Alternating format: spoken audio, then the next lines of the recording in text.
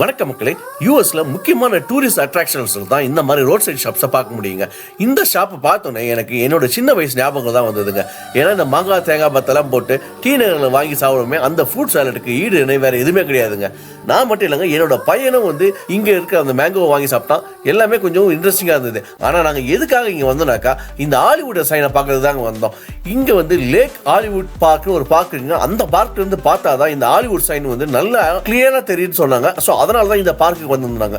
இந்த ஹாலிவுட் சைனை லாஸ் ஏஞ்சல்ஸ்ல இருந்து பல இடத்துல இருந்து பார்க்க முடியும். ஆனால் இந்த க்ளோசஸ்ட் வியூ உங்களுக்கு கிடைக்கணும்னாக்கா நீங்கள் இந்த பார்க்குக்கு வந்தால் தான் கிடைக்கணுங்க. அதனால தான் நாங்களும் வந்தோம். எங்களை மாதிரி நிறைய டூரிஸ்டர்ஸும் அங்கே பிக்சர்ஸ் எடுத்துருந்தாங்க.